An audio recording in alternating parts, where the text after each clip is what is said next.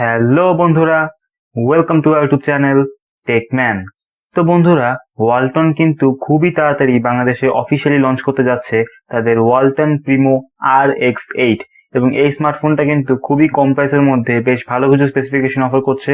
তো আজকের ভিডিওতে আমরা এই ওয়ালটন প্রিমো RX8 এই স্মার্টফোনটারই সকল স্পেসিফিকেশন, এর প্রাইস কিরকম হতে পারে, এটা বাংলাদেশে কবে লঞ্চ হবে, এই সমস্ত বিষয় নিয়ে আলোচনা করব।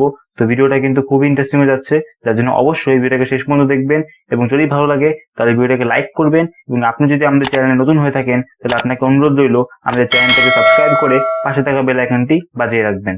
তো চলুন আর কথা না বাড়িয়ে আজকের ভিডিও শুরু করা যাক। তো বন্ধুরা, প্রথমেই আমরা ওয়ালটন প্রিমো RX8 এই স্মার্টফোনটার লুক এবং ডিজাইনকে নিয়ে কথা বলি। তো বন্ধুরা, ওয়ালটন নতুন একটা পোস্ট করে তাদের এই প্রিমো RX8 এই স্মার্টফোনটার লুক এবং ডিজাইন কেমন হবে তা জানিয়ে দিয়েছে।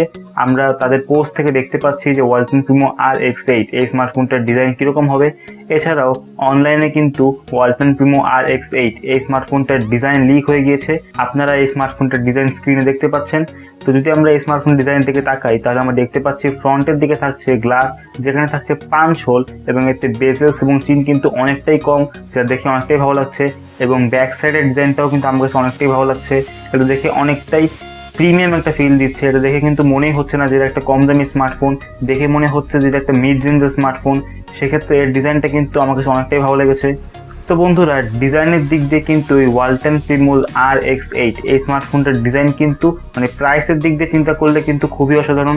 এরপরে আমরা যদি এই স্মার্টফোনটার ডিসপ্লে নিয়ে কথা বলি তাহলে এই স্মার্টফোনটার ডিসপ্লে সাইজ এক্স্যাক্টলি কত হবে এটা কিন্তু এখনো কনফার্ম না, কিন্তু আপনি ধরে নিতে পারেন এর ডিসপ্লে সাইজটা 6.5 ইঞ্চি বা 6.5 ইঞ্চির কাছাকাছি হবে। এবং এটা HD+ ডিসপ্লে হবে নাকি ফুল HD+ ডিসপ্লে হবে এইটাও এখনো কনফার্ম না। এই স্মার্টফোনে যে প্রসেসরটা ইউজ করা হয়েছে সেই প্রসেসর কিন্তু ফুল HD+ ডিসপ্লে সাপোর্ট করে না, সেই প্রসেসরটা শুধুমাত্র HD+ ডিসপ্লে সাপোর্ট করে। কিন্তু মাঝে মাঝে কোম্পানিগুলো পিক্সেল গ্রাইন্ডিং করে তাদের রেজুলেশনটাকে বাড়িয়ে দেয়। সেক্ষেত্রে হতে পারে এই স্মার্টফোনেও তারা পিক্সেল গ্রাইন্ডিং করে এই ডিসপ্লে রেজুলেশনটা বাড়িয়ে দিয়ে ফুল HD+ করে দিল, কিন্তু এইটা এখনো কনফার্ম না। এটা তো যখনই স্মার্টফোনটা লঞ্চ হবে তখনই বোঝা যাবে যে এর ডিসপ্লে HD+ হবে নাকি ফুল HD+।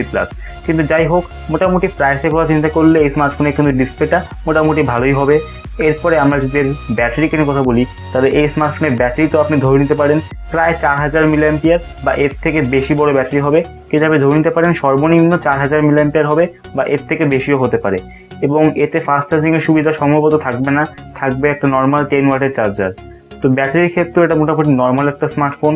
এরপরে আমরা যদি এর ক্যামেরা নিয়ে কথা বলি তাহলে এই স্মার্টফোনের ব্যাক সাইডে থাকবে 4টা ক্যামেরা, যেখানে সম্ভবত প্রাইমারি ক্যামেরাটা হবে 16 মেগাপিক্সেলের। এরপরে থাকতে পারে একটা 8 মেগাপিক্সেলের আল্ট্রাওয়াইড ক্যামেরা, থাকতে পারে একটা 5 মেগাপিক্সেলের ম্যাক্রো ক্যামেরা এবং 2 মেগাপিক্সেলের ডেপথ সেন্সর। তো সেক্ষেত্রে যদি এই ক্যামেরা সেটআপ থাকে তাহলে এটা কিন্তু মোটামুটি প্রাইস অনুযায়ী খুবই ভালো একটা ক্যামেরা সেটআপ এবং এতে 1080p 30fps এর ভিডিও রেকর্ড করা যাবে। আর যদি ফ্রন্টের ক্যামেরা দিয়ে কথা বলি তাহলে ওয়ালটন কিন্তু একটা পোস্ট করেছিল, যেই পোস্টে তারা জানিয়েছিল যে এই স্মার্টফোনের ফ্রন্টে একটাই মাত্র ক্যামেরা থাকবে যেটা পাঞ্চ হোলের মধ্যে থাকবে এবং সেইখানে তারা একটা কথা বলেছিল সেটা হচ্ছে মেগাপিক্সেলস ম্যাটার। তার মানে তারা বোঝাতে চাচ্ছে যে এই স্মার্টফোনের ফ্রন্টের দিকে কিন্তু বেশি মেগাপিক্সেলের সেলফি ক্যামেরা থাকবে। এখন এটা কত মেগাপিক্সেল হবে এটা কিন্তু এখনো জানা যায়নি, কিন্তু আপনি ধরে নিতে পারেন যে এই স্মার্টফোনের ফ্রন্টের সাইডে কিন্তু বেশি মেগাপিক্সেলের সেলফি ক্যামেরা পাওয়া যাবে।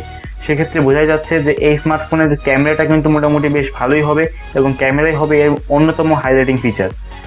এরপরে যদি আমরা এই স্মার্টফোনের র্যাম এবং রম নিয়ে কথা বলি তাহলে এই স্মার্টফোনে থাকবে 4GB র্যাম যেটা হবে LPDDR4X সিরিজের এবং থাকবে 64GB রোম যেটা হবে eMMC 5.1 স্টোরেজের।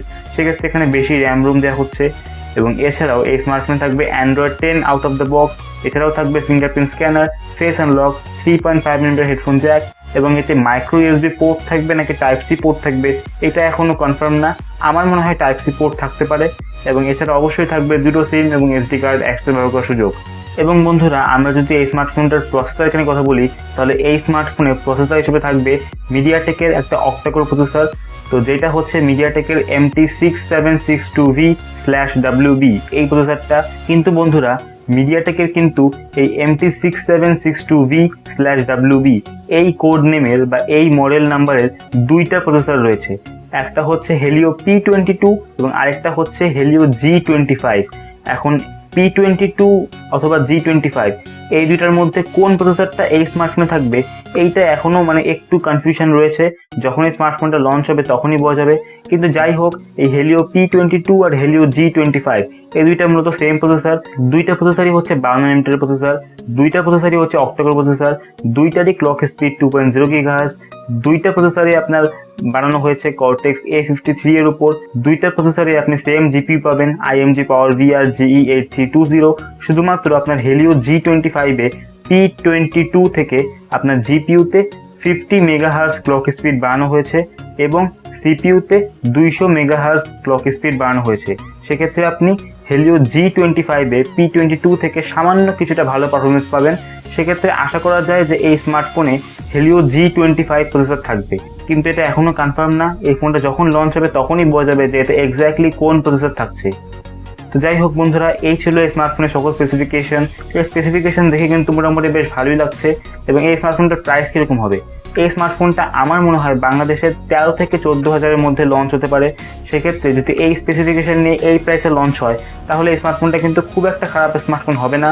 এবং এই স্মার্টফোনটা কবে লঞ্চ হবে? এই স্মার্টফোনটা কিন্তু এই ফেব্রুয়ারি মাসেই লঞ্চ হবে এবং ধারণা করা হচ্ছে যে এই স্মার্টফোনটা ফেব্রুয়ারি মাসের 20 তারিখের কাছাকাছি লঞ্চ হতে পারে। তো যাই হোক, যখনই এই স্মার্টফোনটা লঞ্চ হবে আমাদের চ্যানেলে কিন্তু অবশ্যই একটা ভিডিও পেয়ে যাবেন। তো এই ছিল আজকের ভিডিও। আশা করি ভিডিওটি ভালো লেগেছে। যদি ভিডিওটি ভালো লেগে থাকে তাহলে অবশ্যই ভিডিওকে লাইক করবেন এবং আপনি যদি আমাদের চ্যানেলে নতুন হয়ে থাকেন তাহলে আপনাকে অবশ্যই অনুরোধ রইল আমাদের চ্যানেলটাকে সাবস্ক্রাইব করে পাশে থাকা বেল আইকনটিও বাজিয়ে রাখবেন। তো দেখা হবে পরের ভিডিওতে। টিল দেন সকলে ভালো থাকবেন, সুস্থ থাকবেন এবং আজকের মতো বিদায়।